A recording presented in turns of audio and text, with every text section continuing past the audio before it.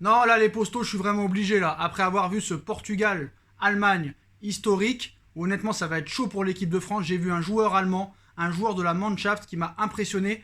Vu sa qualité lors de ce match, vu la saison qu'il fait dans son club, et vu comment on est très faible à ce poste au Paris Saint-Germain, je suis obligé de me mêler du mercato parisien et appeler Léo. Je suis obligé d'appeler Léo, les gars, parce que là, je suis obligé de lui dire.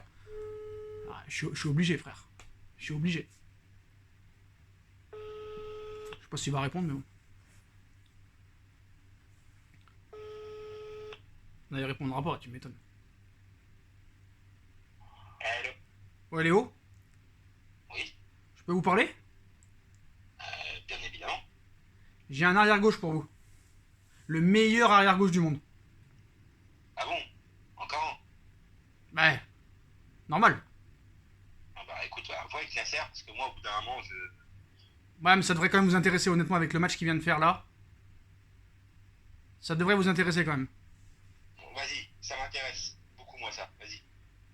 Bah, il a un nom, je sais pas si tu l'as vu aujourd'hui. Et comment il s'appelle ce meilleur à gauche du monde là? Il s'appelle Robin Gosens. Ah, mais je veux le voir immédiatement ce Gosset là. C'est-à-dire qu'en ce moment, il est un petit peu en stand-by là. C'est-à-dire. Bah, les gens, on dirait qu'ils viennent de le découvrir, mais bon, il est en Italie. Ah ouais, c'est dans quel championnat ça? Atalanta Bergame Serie A. Tu connais? Oh, bah, oui, bien sûr, bah envoie-moi une cassette. Non, mais franchement, c'est un phénomène. Faut le prendre à gauche là, il y a pas le choix. Et j'ai une petite question pour toi. Il est libre droit ou pas ce Gosset là? Libre, vous entendez quoi par là? Ah, parce que je vais pas te mentir, je suis sur le dossier Hakimi, c'est très chaud, hein. Je dois boucler tout ça avant le 30. Et il joue quel poste ce Gosset là? Arrière gauche, je viens de te le dire. Arrière gauche, parce qu'on en a déjà 4. Hein. 4, mais c'est pas des vrais arrière gauche. Moi, je veux que tu fasses croire que t'as envie d'un cinquième. Comme ça, tu fais monter les enchères en espérant les baisser. Et après, nous, on se prend une com de chez Grave. Bon, bah écoute, on envoie une cassette, moi je vois ça avec Nasser, et on revient vers toi, ok? Bon, Allez, je te laisse. ciao. Non, non, mais franchement, Robin Gosens, les postos, franchement, sur ce match, il est exceptionnel. Honnêtement, exceptionnel. Le mec, buteur, je sais pas combien de kilomètres il a couru, mais j'étais impressionné. J'ai encore été aussi impressionné par Cristiano Ronaldo, malgré la défaite du Portugal. Mais bon, buteur, comment il lève la jambe sur le deuxième but, la rapidité et la vitesse qu'il a, c'est incroyable. Mais Robin Gosens, je suis obligé d'appeler Léo. Franchement, en tant qu'arrière gauche, essayer de se débarrasser de Kurzawa et de Bakker, en essayant aussi de vendre un petit peu Kerrer et d'autres joueurs. Mais putain, quel joueur! Oh, il m'a impressionné. Franchement, ça m'a remonté encore une fois le moral. Alors j'avais vu l'Italie qui m'avait impressionné avec les Barella, les Locatelli, mais à gauche, franchement, certes, Diallo a été très bon, même si c'est pas son poste de prédilection, mais voilà. Franchement, Robin Gosens, les photos, il m'a fait bégayer. Franchement, j'arrive plus à parler, mais voilà, ça a été un très très très très très très très très très très bon joueur. Aujourd'hui, franchement, après sur la continuité, il faut voir, mais avec l'Atalanta Bergame, il a fait quand même de très grosses prestations. Alors il a tout du latéral gauche moderne. C'est-à-dire qu'il sait défendre, mais il sait aussi attaquer. Il joue très très très haut parce que je pense que là, Joachim Low, il a joué en 3-5-2 et il l'a placé vraiment limite ailier gauche, quoi. Vraiment ailier gauche. Et il a vraiment des ressemblances avec Hakimi à droite. Voilà.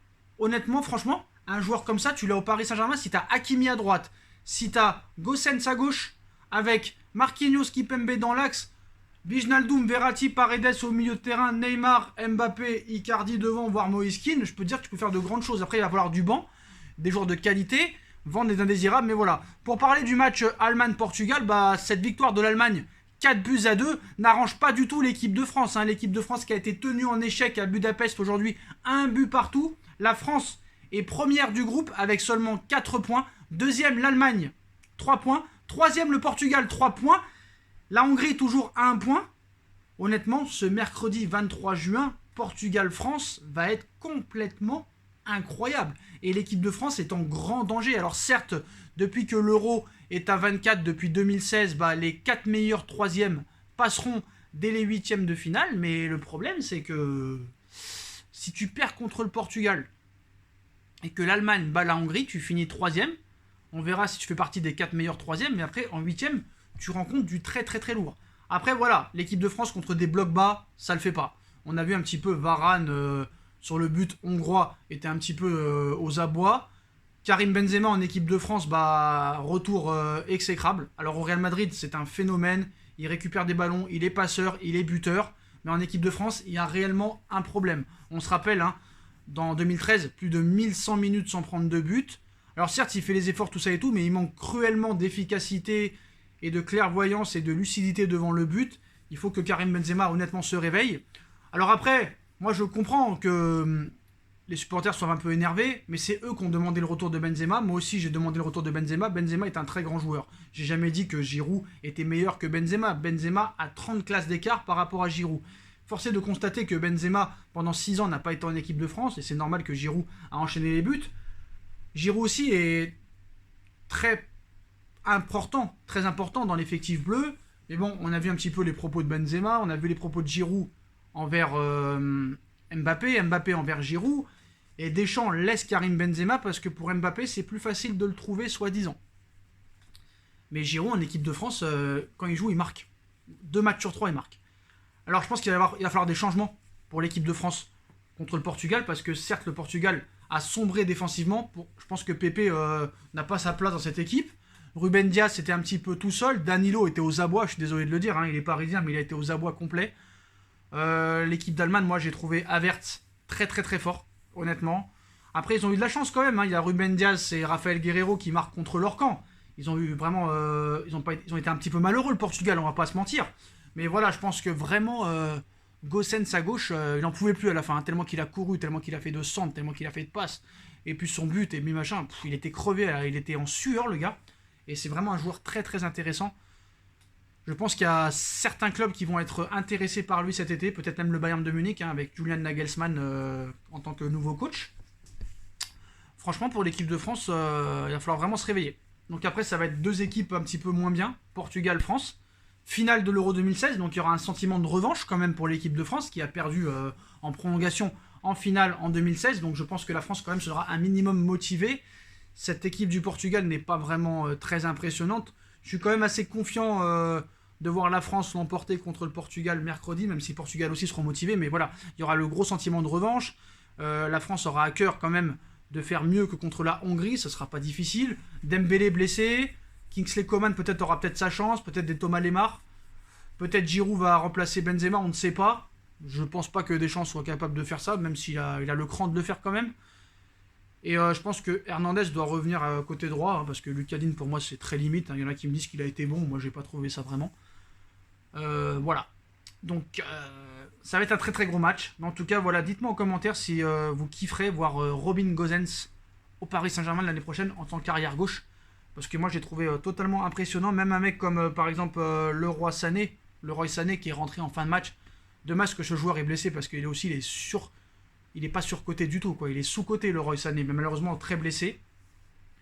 Carvalho au milieu de terrain a été assez catastrophique. Rota a été pas mal, même s'il aurait pu apporter plus, je pense. Mais voilà, je pense que la France, faut faire attention quand même. Mercredi, je pense qu'on peut s'attendre à un très très gros match. Mais un match assez fermé, parce que les 2 équipes vont être craintifs, mais le Portugal doit gagner.